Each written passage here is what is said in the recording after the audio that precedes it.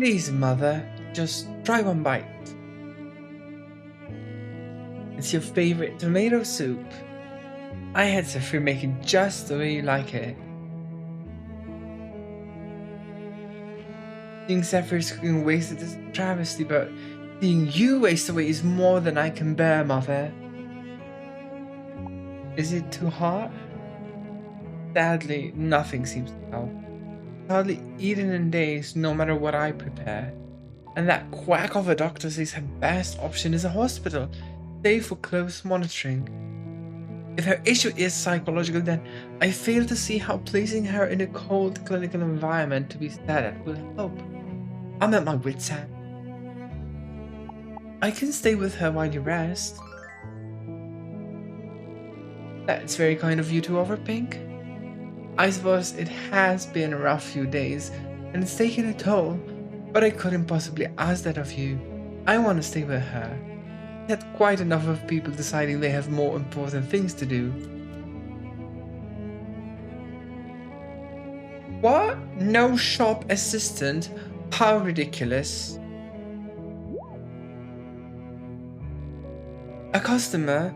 I need to get back to the shop. But mother, I can take care of the customer. Perhaps it would be more efficient if we handled the customer together. Sure. Thank you, Pink. Mother, I'll be back as soon as I can. Coming! Keeping a customer waiting is a sign of poor management, but I suppose I shouldn't have expected reasonable service in such a backwater establishment. I beg your pardon, mademoiselle. I understand that every second of your time is valuable, and we are off to a bad start. However, I pride myself on the high standard of customer service I offer. You won't be disappointed. We'll see about that.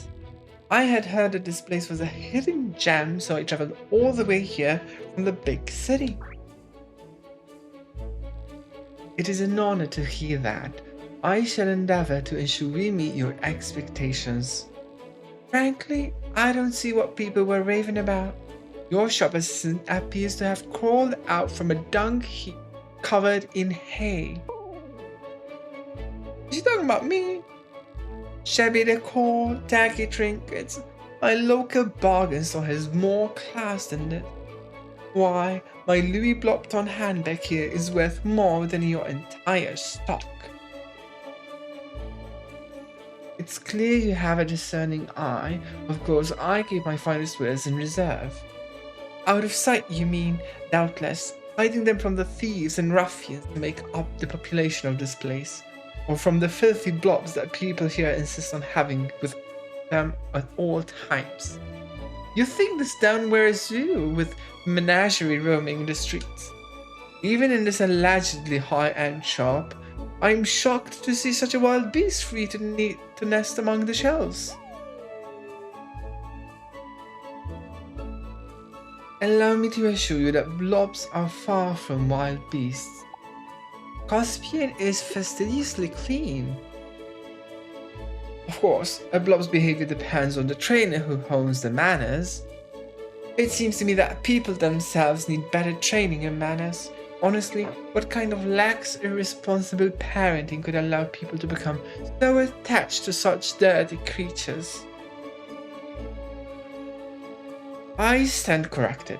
At present, there is a filthy beast on the loose in Clover Town. I knew it. Stronger discipline might have helped tame such a vile creature, but there is no accounting for poor breeding. Quite right, Frank. Finally, you are recognizing reason.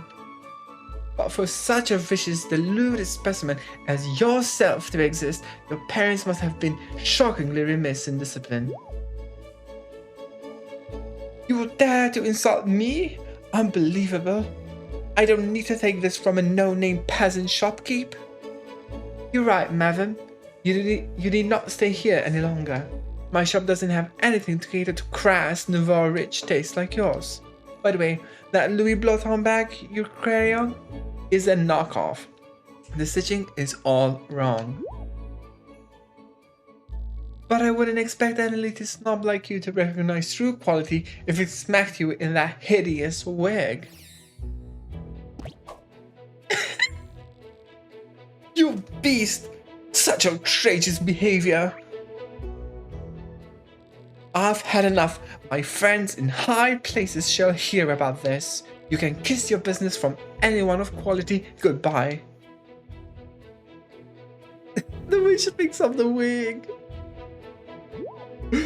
Oh god.